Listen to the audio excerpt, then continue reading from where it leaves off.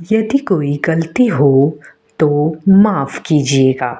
पर एक विचार मन में आया, एक अनोखा और दिलचस्प विचार है। अगर दुर्गा माता जी के 9 रूप आपस में बैठकर पॉडकास्ट करें तो उनकी बातचीत क्या होगी? आप बताइए क्या होगी? मुझे लगता है कि उनकी बातचीत शक्ति, ममता, ज्ञान और आधुनिक युग की होगी।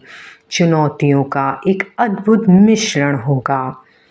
जैसे हम मान लेते हैं कि उनका संवाद शक्ति संवाद पर है। पॉडकास्ट का नाम है शक्ति संवाद। उसकी होस्ट होंगी माँ शैलपुत्री, क्योंकि वे प्रथम हैं और आधार का प्रतीक है।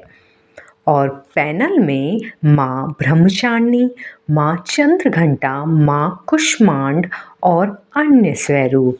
चर्चा के कुछ बिंदु इस प्रकार हैं।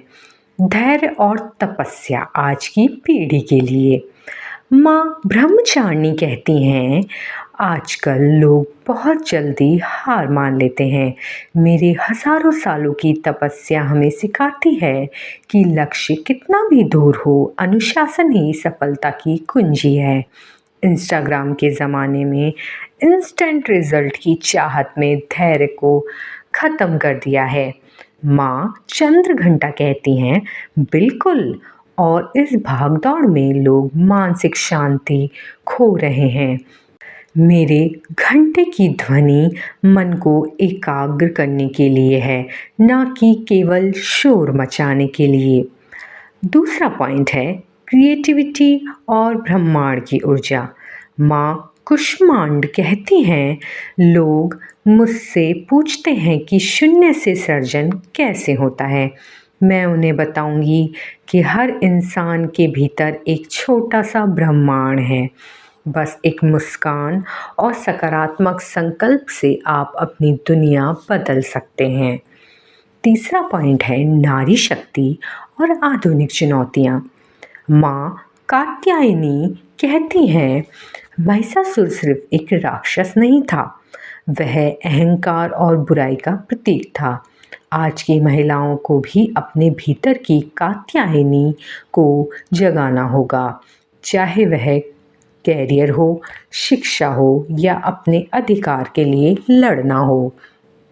माँ महागौरी कहती हैं, शक्ति का मतलब सिर्फ युद्ध नहीं, मानसिक पवित्रता और शांति भी उतनी ही ज़रूरी है। शांत रहकर भी बड़े युद्ध जीते जा सकते हैं। चौथा पॉइंट होगा करुणा और संहार का संतुलन। माँ कालरात्रि कहती हैं, लोग मेरे रूप से डरते हैं, लेकिन अज्ञानता के अंधेरे को दूर करने के लिए निर्भय होना ज़रूरी है। पॉडकास्ट पर मैं बताऊंगी कि डर को अपनी ताकत कैसे बनाएं।